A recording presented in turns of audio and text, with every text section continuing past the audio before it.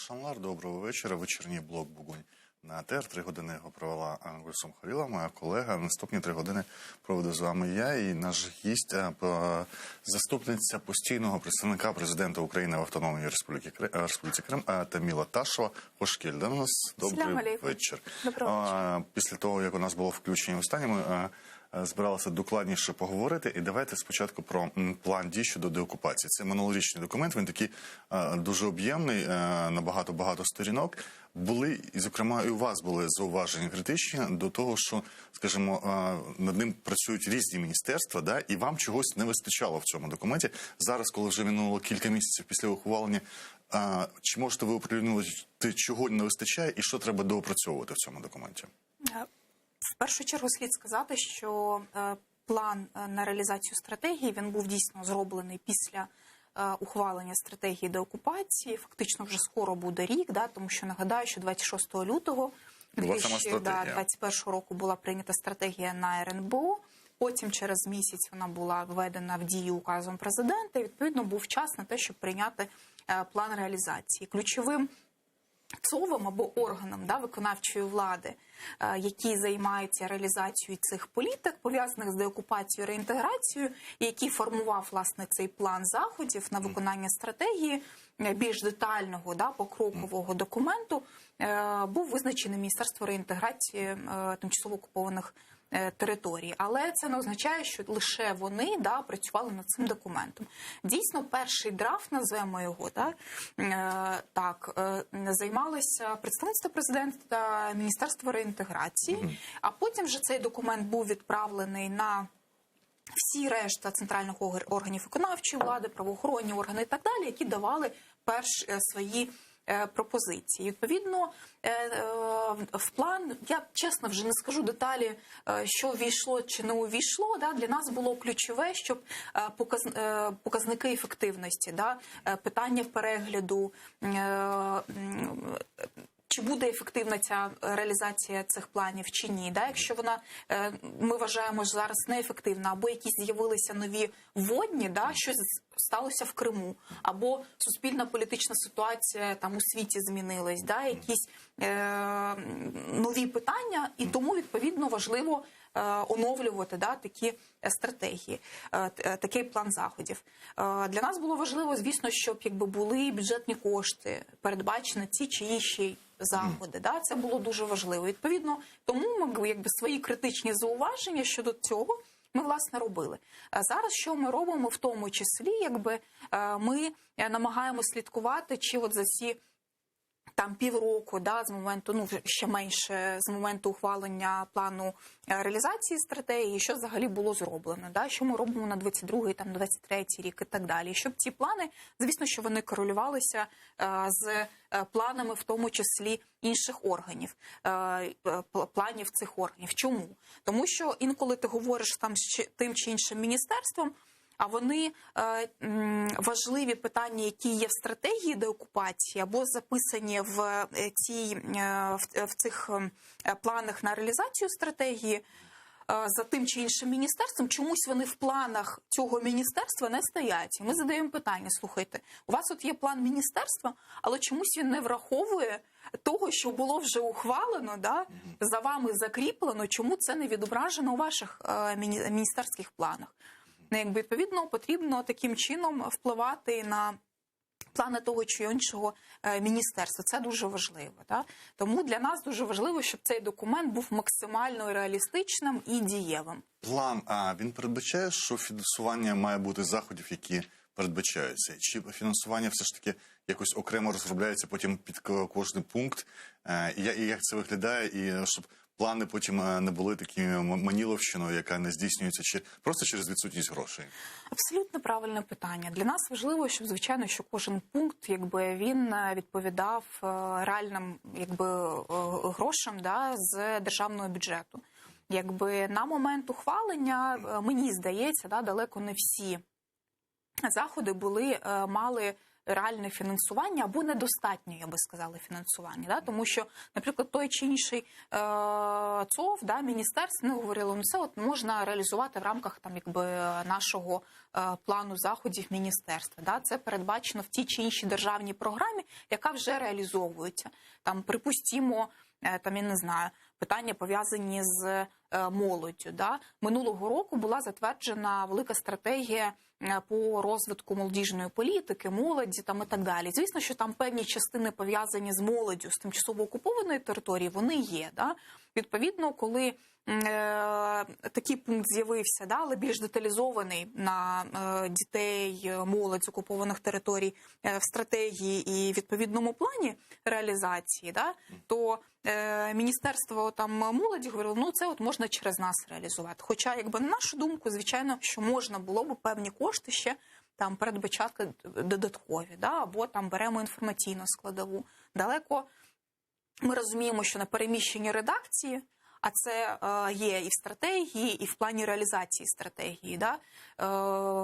Далеко не всі гроші є на цю реалізацію. Є певні кошти, вони виділені в державному бюджеті на 2022 рік, але ми розуміємо, що цього недостатньо. Да? І, відповідно, потрібно, звісно, що тут вже проводити роботу з народними депутатами України і пояснювати, що в нас є стратегічний важливий документ, нарешті прийнятий за там 7 років війни, але от на нього не вистачає коштів. Давайте якби з цим працювати і так далі. От якраз ви зачепили тему інформаційної частини. Можливо, це як буде конфлікт інтересів, бо самі про себе будемо говорити про ТР. І я розумію, що питання фінансування телеканалу АТР – це не питання представництва президента, воно віддано іншому органу, це називається Мінреінтеграція. До речі, поговоримо, як ви по інших питаннях розподіляєте. Але чому питання будуть до вас?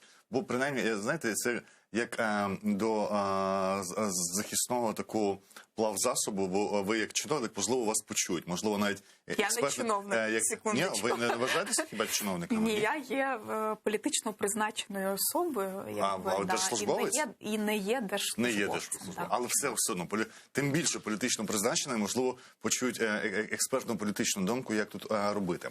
З одного боку, ми маємо не тільки на внутрішньому рівні розуміння, що у нас відбулося, принаймні по всіх окупованих територіях, включно з Донбасом, у нас 2 канали лише покинули, змушені були, це АТР і Чорноморка. Але унікальність АТРу, вона є в 2 резолюціях міжнародних 16-го року, це лютий 16-го року, резолюції Європарламенту про потребу підтримки фінансування телеканалу АТР, які минулого року ще раз підтвердила. Да? І кожна влада, починаючи з 16-го року, в принципі, якось намагається підтримати, але ми бачимо цей ручний режим. То було 50 мільйонів, то 25. І ми розуміємо, що ви через те, що минулого року це було 25, канал зараз не мовить на супутниковому мовленні, да, і пішов в YouTube. І це ледь не підтримання, в принципі, якщо розуміти, якщо порівнювати, які бюджети потрібні для каналу. Ми бачимо той же Дом, наприклад, щоб розвинутися зараз. Державний канал, він отримав в кінці року 500 мільйонів, да, і тепер всі розуміють, що закиди на адресу Суспільного, можливо, і були зайві, тому що канали потребують такі гроші на розвиток. Ми не кажемо не про 500 мільйонів, не про 100 мільйонів, а збереження тих 50. Що має бути, щоб це не було в ручному керуванні, від зміни однієї влади до іншої, від міністра до міністра, да, щоб, бо як має бути, воно виглядати на вашу думку, щоб був мінімум, нижче якого не можна було б робити і залишати канал, наприклад, в чорному тілі. Як ви уявляєте собі? Ну, слід сказати про процеси формування державного бюджету, да, це дуже важливо все ж таки. Він має ряд етапів, і, звичайно, що перші варіанти декларації, да, державної, вони, державного бюджету з'являються там весною, якби влітку, да, потім там документ там в вересні переглядається і так далі. Кожне міністерство на свої потреби дає так звану бюджетну декларацію, де вказує ті напрямки, які для неї важливо реалізовувати.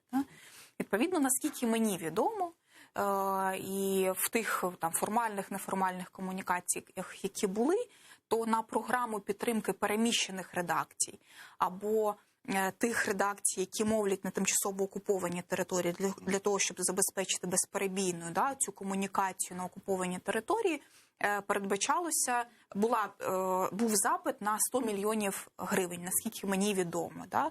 Відповідно, зараз, наскільки знову ж таки мені відомо, да, бюджет є меншим, аніж 100 мільйонів. Відповідно, в останній комунікації, яка в мене була з міністерством, вони говорять, що ми готові підтримувати телеканал АТР, Чорноморську телерадіокомпанію в тому бюджеті, який в нас є. Але що вони просять зі свого боку? І насправді тут, мені здається, є недопрацювання там не лише міністерства, да, наприклад, а і там громадянського суспільства, там певних органів, да, які могли би там або там кримськотатарських органів і так далі, коли це робиться не в останні там 2 місяці, коли вже на бюджетну декларацію дуже складно вплинути і в принципі навіть не тільки на бюджетну декларацію, а комунікацію з народними депутатами. Отут дуже важливо, бо все ж таки бюджет приймають народні депутати. Звісно, що там можна комунікувати там з Міністерством фінансів, там Міністерством реінтеграції профільним і так далі. Але в підсумку голосують народні депутати, і вони мають дуже багато впливу.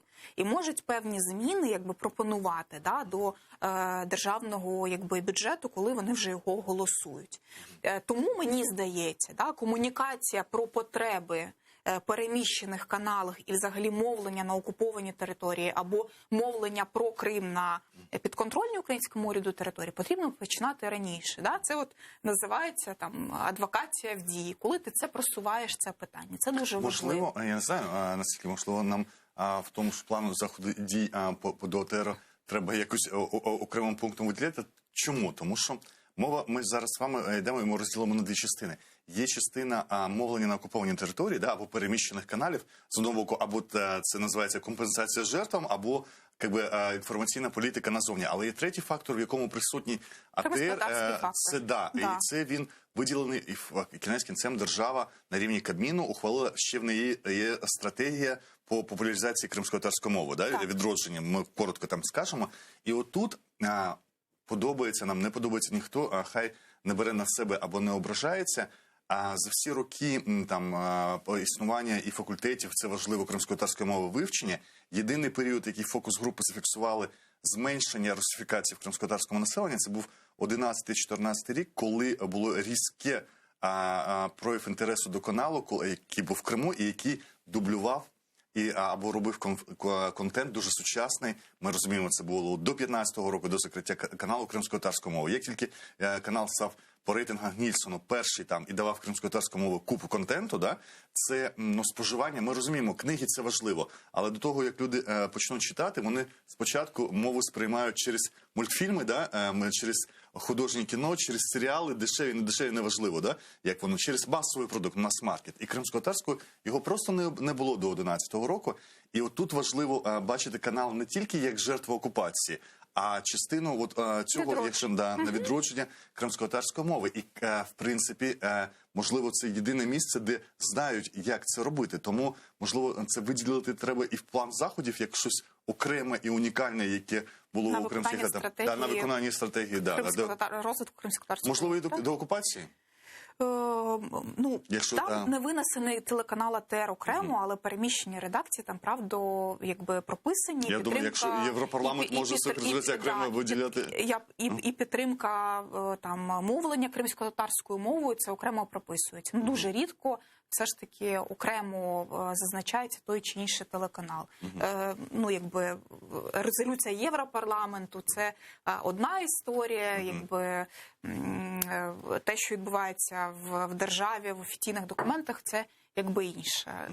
І все ж таки Європарламент – це, ми розуміємо, да? Парламент – це політики, да?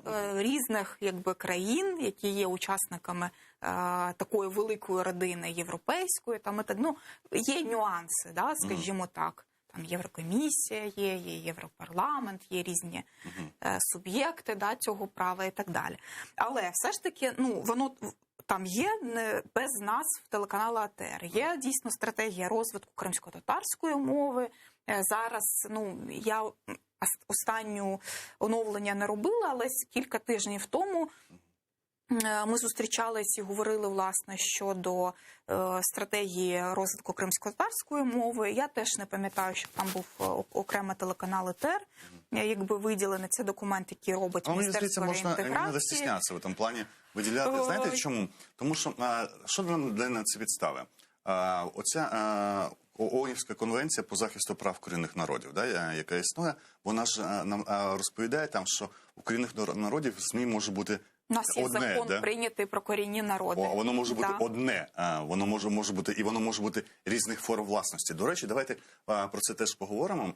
Це можливо болюча тема. Але можна я відповім Так, просто так. на власне питання? Я погоджую, що масовий продукт, да, інтерактивний продукт, яскравий і так далі, звісно, Візуальний що продукт, візуальний продукт, він однозначно сприяє розвитку якби мови. І я тут абсолютно підтримую, що через такі засоби це потрібно робити, але все ж таки академічну складову, якби да, навчальну складову і так далі, її не треба. Так ми ж не протиставляємо, да? Абсолютно, це мають бути паралельні процеси, які важливо якби робити, виходячи з тих можливостей держави, які вона і це теж важливо теж все ж таки говорити. Але якби я розумію, що про пріоритети, якби да. Нам важливо теж говорити. І я чому сказала про, власне, адвокаційну кампанію, да, що це має бути і займатися не лише телеканал АТР, да, а й ряд інших якби, суб'єктів. От представництво президента, якби ваш власник знає, да, що якби, ми завжди намагаємось підтримувати телеканал, брати участь в якихось комунікаціях там і так далі. Адвокації, там, Меджліс, наприклад. І Меджліс, і ряд народних депутатів, якби, які мають своє слово сказати. Які мають своє слово сказати, які є там кримськими татарами, кримчанами, не тільки кримськими татарами, тому що ну, якби, там є кримчани, там Ліза Багуцька, там Безгін Віталік, там ряд інших народних депутатів. І з ними теж треба працювати. Да? Треба працювати з фракціями. До речі, щоб оцю тему, яку ми порушили... Тому, щоб ми просто не заходили постійно в глухий кут. Да? Коли якби, є пропозиція від збоку міністерства, вона робить запит там, на таку-то суму, їй потім Мінфін або хтось каже, в нас немає таких коштів, ми скорочуємо, тут така сума, да? Там, і так далі. І треба розуміти, що цю підготовчу роботу якби, її потрібно проводити довго. Коли ми говоримо про, я не пам'ятаю, чи ми зараз говорили, чи поза ефіром, про закон про осіб, позбавлених свободи, да, чи там політв'язнів, чи військовополонених і так далі. Ну, 2 роки роботи. Це ну, не робиться, на жаль, превеликий, дуже швидко. Це потрібно розуміти, коли ти підготовлюєш суспільство, і коли вони голосують, це ніби кримські питання, да, якби важливо для суспільства, які голосують, це завжди майже конституційною більшістю, да, 300 голосів, 300 плюс голосів і так далі. Але це величезна робота, яка стоїть за цим. Не приймається все дуже швидко, коли тільки тому, що якась громадська організація або один тільки телеканал сказав про це, і от ми розраховуємо чомусь завжди. Я без якихось там апелювань кажу. Да? Ми завжди думаємо, що якщо я десь написав в Фейсбуці, щось сказав, то всі про це знають. На жаль, це не так. Працює якби система всередині не так. І потрібно повторити одну і ту саму тезу, а це взагалі стандарт да, для комунікації, ну безліч разів. Коли ти текст пишеш, ти маєш основну тезу повторити 10 разів для того, щоб її почули. Продовжуючи цю тему, там є у нас кілька болючих питань, які вони часто замовчуються. Одне з них, у мене нещодавно була повторна дискусія з нашою українською журналісткою Іриною Ромалівською до АТРу, яка колись висловилася з того приводу, ну як це фінансувати приватний канал, да? І оце посилання знову ж на цю конвенцію по захисту корінних народів, що канал може бути приватним, бо такі умови склалися. Вони, скажімо, не завжди відчувається розуміння, як з цим працювати, бо ми в законі про, здається, корінні народи прописали, це в законі, да, що засіб масової інформації, який фінансується державою, там представницький орган має мати частку. Оце, на мій погляд, один з найневдаліших формулювань. Чому? Тому що представницький орган фактично це є квазіпарламент кримськотатарського народу. Ми з одного боку на рівні держави йшли шляхом розмежування між засобами масової інформації і органами влади. Ми розуміємо, що органи влади, коли є власниками, вони дуже впливають. А в кримсько-татарському середовищі, хоча ми це бачимо вже і на державному рівні, ми хочемо зараз це знову зробити між владою і ЗМІ, зробити зв'язку. Хай кримсько-татарською. Є ж інший спосіб. До речі, поставити власників, і не тільки ми кажемо про Ільнура Ислямова як власника цього каналу, а і про Андрія Сенченка як власника телеканалу «Чорноморка». Не варто з одного боку змушувати їх позбутися і стати подальшими жертвами окупації, але ж можна поставити обох їх в залежність від наглядових рад, яким буде довіряти, чи які формуються через Національну раду. До речі, Національною радою з питань телебачення і радіомовлення сформована наглядова рада суспільного мовника. Це, я вважаю, один з найвдаліших проєктів реформування, коли фактично державним органом, дуже складною і цікавою процедурою демократичною формується наглядова рада, в якій є і представники держави, і представники громадського суспільства.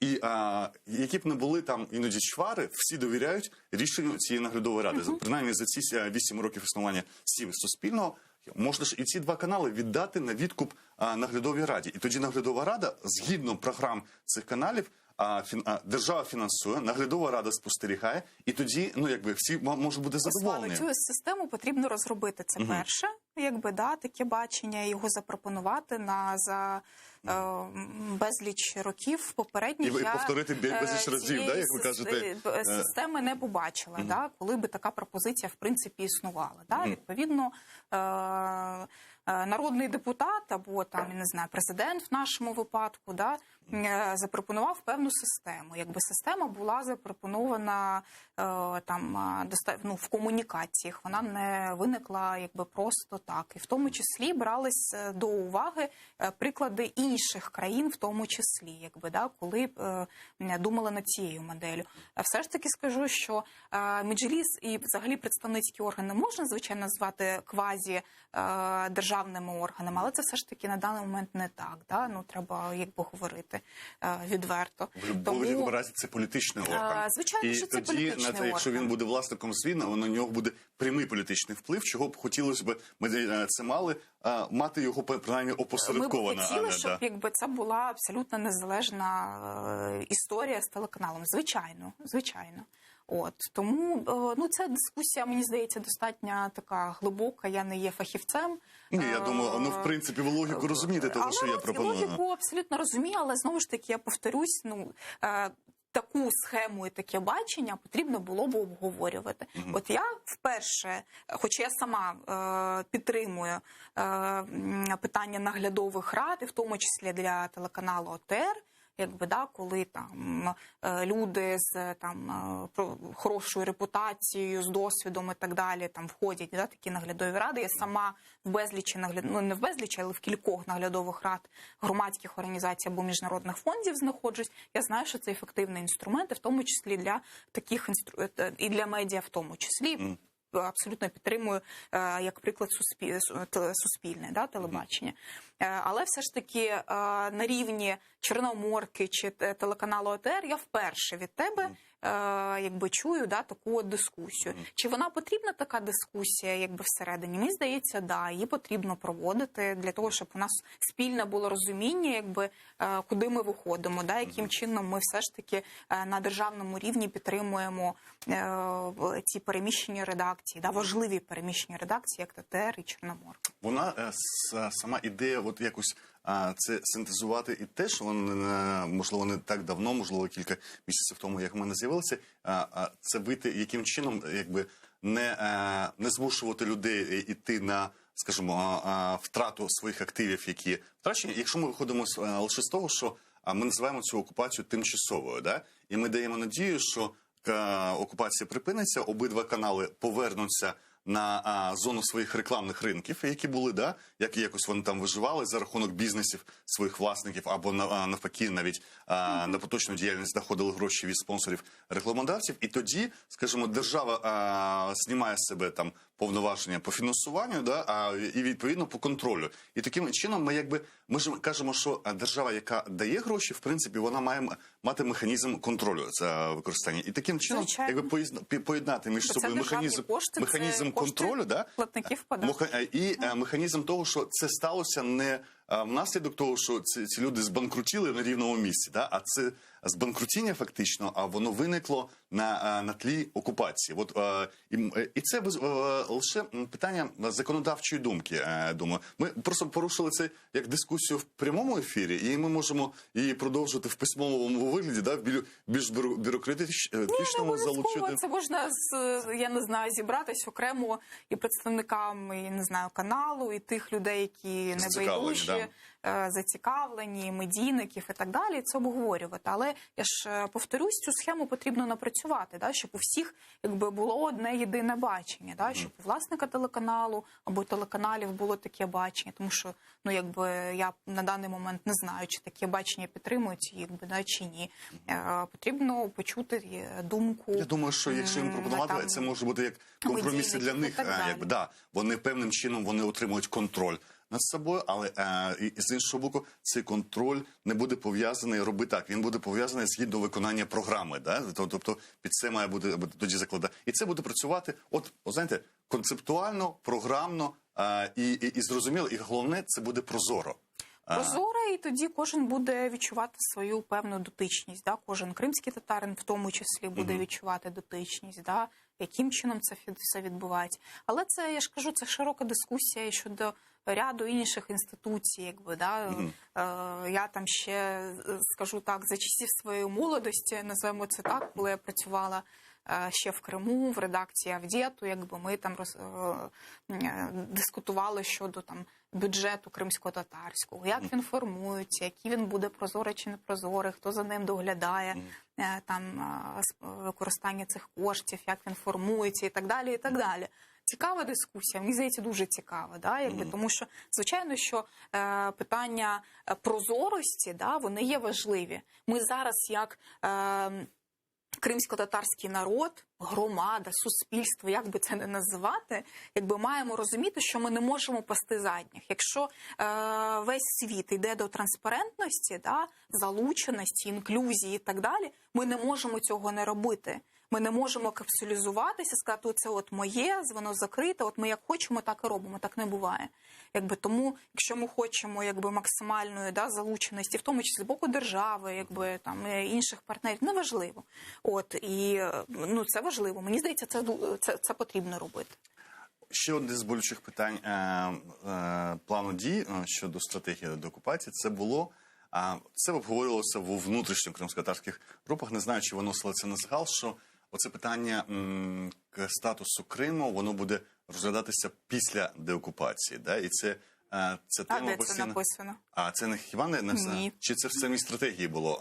Ні, в стратегії такого не було. В стратегії, в принципі, не було прописано того, яким чином Крим буде виглядати після деокупації, або навіть до. Статус Криму там не прописувався. Виходить, що чому? Я, здається, або Осман у тебе в ефірі коментувала, або, можливо, у Сігіль Мусаєвої в ефірі. Чому це робилося? Це документ, який приймався на Раді національної безпеки і оборони України, вводився в дію указом президента. Все, що стосується змін до Конституції, це рішення народних депутатів. Відповідно, все, що стосувалося того, що мають зробити народні депутати, воно звідти прибиралось. Відповідно, ми давали широку рамку про підтримку, відновлення прав кримсько-татарського народу і так далі. Здавалась широка рамка для того, щоб народний депутат, коли він вже буде приймати рішення в сесійній залі, тому що, нагадаю, це 300 плюс голосів. Тому це питання не закладалося одразу в стратегію деокупації. Ми це проговорювали, тому що не може Рада нацбезпеки або президент дати вказівки іншій гілці влади. Цього не може бути. Тим паче ми є парламентсько-президентською республікою, нагадаю. Не може президент дати своєму указі вказівку народним депутатам. Тоді от і все. Тому відповідно в плані заходів, звичайно, що немає. Саме цьому і нема, для того, щоб не давати вказівки, а не тому, що не хотіли. Не може цього робити, звичайно. А зараз йде мова про те, що, можливо, до 18 травня вдасться ухвалити другий закон, якщо влада поступово піде, це закон про статус кримськотатарського народу. А я так розумію, що текст буде відрізнятися від того проєкту, який ми мали десь 5 років тому, 16-17 року, які ми бачили, який з'явився тоді під керуванням Арсена Шуматілова, здається. В тому проєкті я його бачив. Той проєкт, я не знаю, виходив він на загал чи ні, принаймні мені його прислали той попередній. Там йшлася мова в тому числі про такі речі, як квотування для корінного народу в органах влади. Принаймні точно це прописувалося на рівні кримського парламенту. І окремі були ініціативи по органах влади, це принаймні міські і районні, я не знаю, до нижчого рівня такі речі були. Але головна була концентрація на рівні парламенту Криму, третина плюс 1, щось такі квоти. Але це дуже пов'язано знову-таки зі статусом самої автономії. І в цьому проєкті, який зараз буде напрацьовуватися, чи існують такі квотні штуки, і чи існують взагалі політичні речі, пов'язані з діяльністю органів влади Криму? Нагадаю глядачам, що дійсно проєкт законів, це був цілий пакет законопроєктів, який був напрацьований комісією, яка була створена при каденції попереднього президента. Була завершена робота у 2018 році. На жаль, на той момент жоден з проєктів законів не був внесений до Верховної Ради, хоч міг це зробити. Да? Відповідно, коли ми зустрічалися з президентом Зеленським, то ми говорили про те, що це дуже важливо. Да? Ще раз сказати на роль кримськотатарського народу, як одного з народів, який бере активну участь у державотворенні українському, да? Там, і так далі, і так далі. Відповідно, ми тоді вирішили, і в тому числі це було спогодження з Меджлісом кримськотатарського народу, що ми йдемо поступово. Приймаємо один закон, другий, третій. Да? Відповідно, в 2020 році ми дійсно за основу взяли закон про корінні народи, який був напрацьований тою робочою групою. Звісно, що внесли там зміни певні до нього, да? Але здебільшого, от якраз таки цей проект закону, да? Бо тому що він дуже рамковий про корінні народи, де визначаються 3 корінні народи: кримські татари, караїми, кримчаки. Він, в принципі, на той момент був на 80% готовий для того, щоб його приймати. Да? Але в будь-якому випадку ми провели консультації з усіма органами влади і пропрацювали його в Офісі президента. Тоді президент його, власне, 18 травня вніс, а потім вже був він всередині липня проголосований. Окрім того, була домовленість, що ми йдемо поступово, да, і в 2022 році ми працюємо дійсно над статусом кримськотатарського народу як корінного, да, народу України. Хочу сказати, що цей проєкт закону, він був набагато слабшим опрацьований, незважаючи на те, що ряд фахівців працювали тоді в робочій групі. Звісно, що важливі елементи, які обговорюються, і те, про що ти згадував, да, по квотуванню і так далі, воно юридично було неправильно виписано. Да? Дуже багато речей в тому проєкті не відповідає нормам Конституції України. І не лише в частині статусу і прив'язок, да, тому що там є такі відсилки до іншого проєкту, який стосується статусу автономії, Автономної Республіки Крим, де міняється, да, в тому проєкті на кримську автономію. Дуже багато відсилок, але не лише в цих частинах. В тому числі там є питання по квотуванню. Я не юрист, я нагадаю, да, але ми дійсно в Офісі пропрацьовували ці питання. Є дуже багато питань. Ми консультувалися з дуже провідними фахівцями. Тобто квотування не буде, да? Ні, дивіться, і питання не буде. Питання в тому, як це прописати правильно, щоб з юридичної точки зору, технічно, з боку Конституції, інших законів України, все було чисто, правильно зроблено. Да? На даний момент, я наголошу, да, на даний момент, і це політичні питання, ми ж розуміємо, питання квотування і так далі, яким чином це робити, тому що там не можна брати, наприклад, за основу гендерну квоту, трошечки інакше, нам це пояснюють, чому не можна це брати за приклад, розумієте? Тому скажу так, проект зараз на опрацюванні, ми працюємо, ми консультувалися з провідними фахівцями по конституційному праву, бо там здебільшого проблеми були саме в цих частинах, по виборчому праву, по веденню реєстрів, тому що як ми коли ми говоримо про тимчасово окуповану територію, взагалі Крим, да, ми розуміємо, що люди проживають компактно на певній території, якби і так далі. Коли ми беремо материкову частину України, що в нас з реєстром кримсько-татарського виборця, да, яким чином ми можемо сказати, тому що в кримських татар немає реєстру, є ЦВК, виборча комісія Курултаю кримсько-татарського народу, який формує, якби, да, цей реєстр. Але чи він є офіційним? Якби, наскільки йому можна довіряти? Які критерії, якщо, наприклад, і ми це теж сперечалися, і можна думати, да, над тим, кого можна, припустимо, та чи інша особа говорить, а я от не кримський татар етнічно, але от я вважаю, що я належу до цієї громади, політично, так. Які критерії того, щоб ця людина, можливо, могла би там претендувати на такі, да, кримським татарином, да? Чи це там приналежність до етнічної групи, тобто коли вона входить в цю середину цієї групи, або там знання мови, можливо, ми це за критерії внесемо і так далі. Яким чином зміни до цього реєстру вносять, якщо він в підсумку буде зроблений? На якій базі? Чи це підрозділ реєстру ЦВК?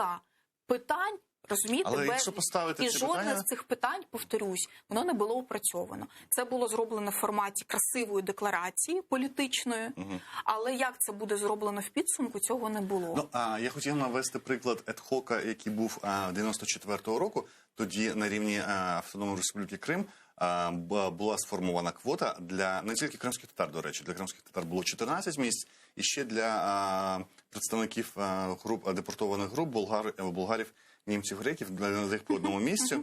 Яким чином виходили тоді, я не можу згадати, мені було 17 років, але принаймні якось штучно зробили. Але ми маємо просто приклади в Європейському Союзі, в Румунії, там є для національних меншин квотування. Якимось чином вони роблять реєстри, ну там самі національні групи визначають, хто в ці реєстри входять. Да? В принципі, такі ж речі є щодо індіанців в Сполучених Штатах Америки, тому що то по їхнім певним правам, які позитивно... Є окремий взагалі, якби, фактично парламент. Тобто да. Є ряд моделей різних, звичайно. І, з одного боку є певна низка моделі, а є, в принципі, нічого не заважає деякі, скажімо, краще брати, а можливо щось нове і запропонувати, коли можливо в майбутньому скажуть, от в Україні от така модель виникла, да? Тому що ми завжди шукаємо тільки модель, чи десь існує, а хтось в світі перший створює, як, наприклад, скандинави першими створювали це для самів, да? Якісь такі певні речі, тому я зрозумів, це питання реєстру важливо,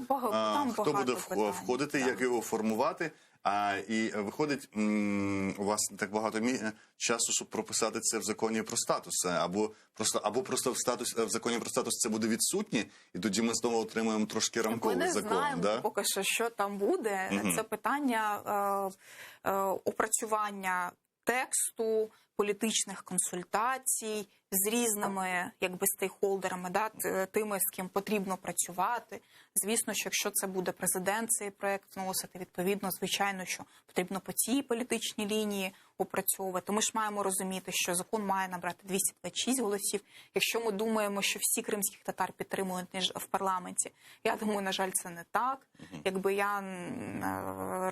це треба розуміти, да, що все має робитися поступово, розумно, з правильною аргументацією і так далі. Не можна зробити щось нахрапом. На жаль, якби коли хтось намагався щось зробити нахрапом, ніколи це в позитив не виходило. Да? Коли ми системно працюємо, якщо буде текст хороший, які будуть готові підписати і подати, якщо це президент, то це президент, якщо народні депутати, або це буде, можливо, текст Кабінету міністрів, ми поки що не вирішили. Але ключове, над текстом працюють. Це я вам можу сказати однозначно. Да? Звісно, що в робочій групі якби є Мінжеліз кримсько-татарського народу, Міністерство з питань реінтеграції, представництво, яке в першу чергу якби, да, виконує завдання президента. Якби є представники громадянського суспільства і ті, які працювали ще в тій робочій групі. Тому нам це правильно треба зробити, не поспішаючи, для того, щоб ми в підсумку потім законопроект просто не завалили. Так?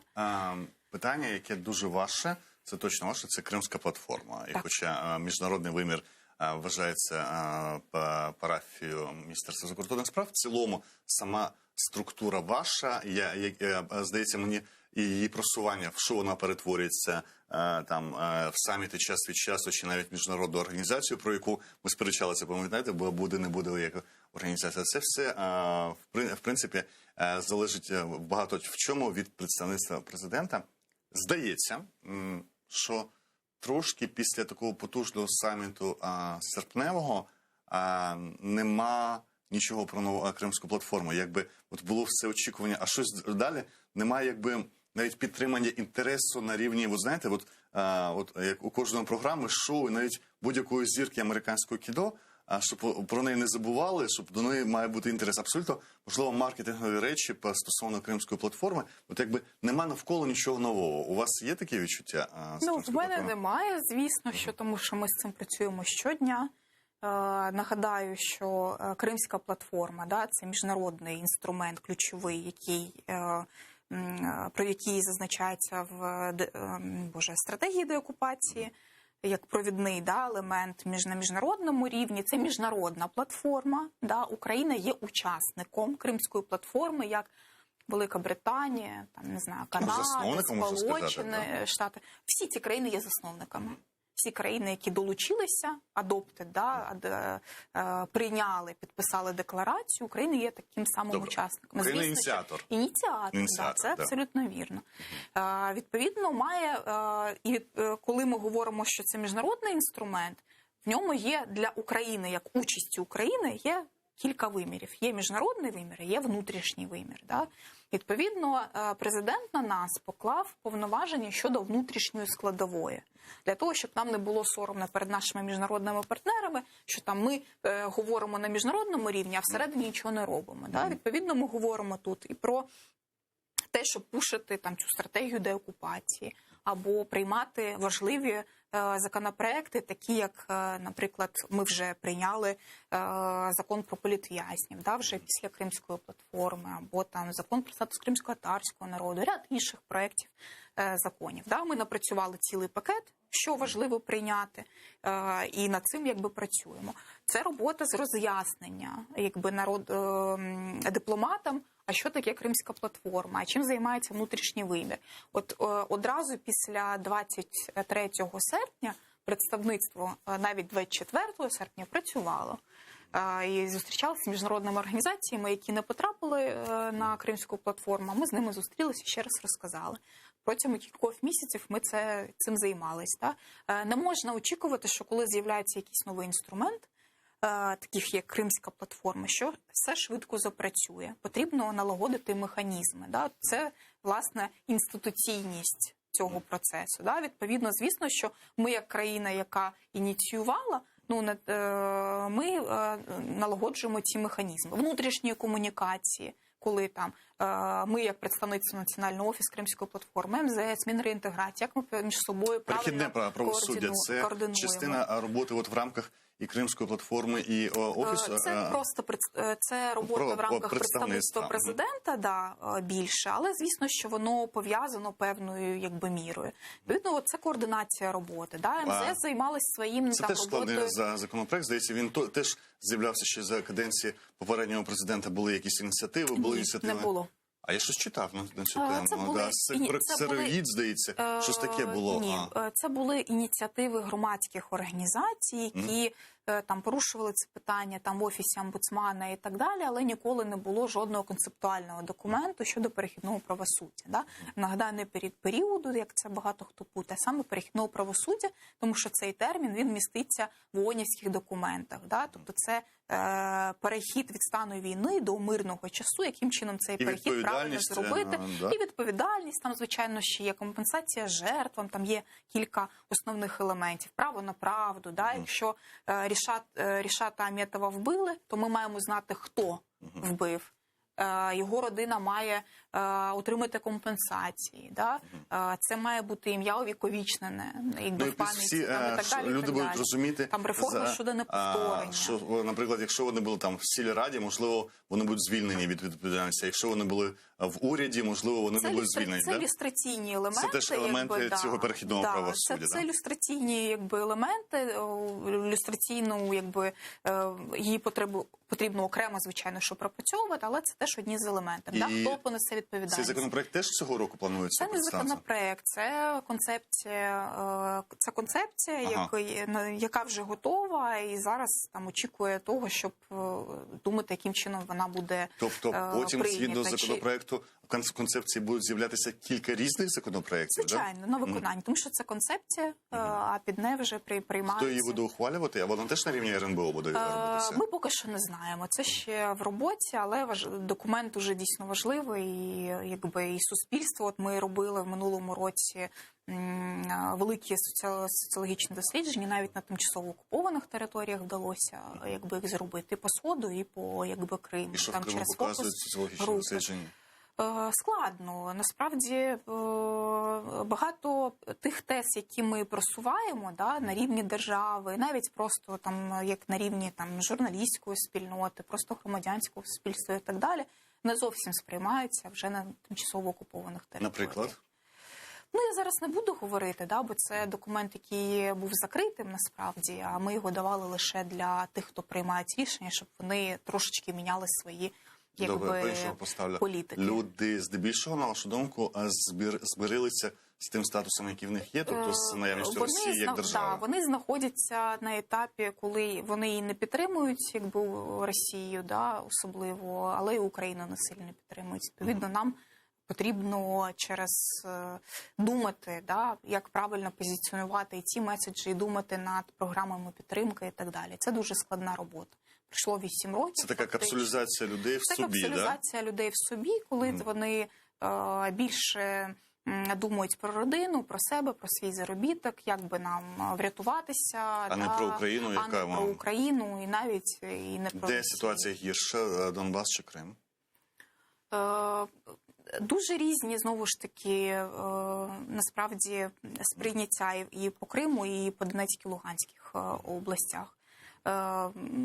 Звичайно, що на Донбасі гірша ситуація, тому що вони взагалі в форматі невизначеності знаходяться. Тому що в Криму люди все ж таки розуміють, що вони під ефективним контролем Російської Федерації, країна-окупант, але вони розуміють, що от є ця держава, а на території Донецької, з боку Росії вони повноцінні громадяни. А там якби інша ситуація. Тому з цими пов'язані ці якби відповіді. Але ми розуміємо, що ми не допрацьовуємо на всіх рівнях.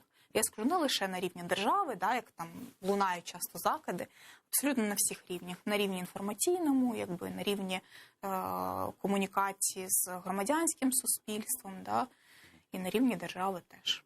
Таміла Ташева, заступниця постійного представника президента України в Автономній Республіці Крим і людина, яка говорить ще і про Кримську платформу, була гостем цього ефіру. Ви думали до ефіру, про що ж будемо говорити. На годину вистачило, здається. Можливо, ще на наступну вистачило. Чохсаголос Кельгінесичен.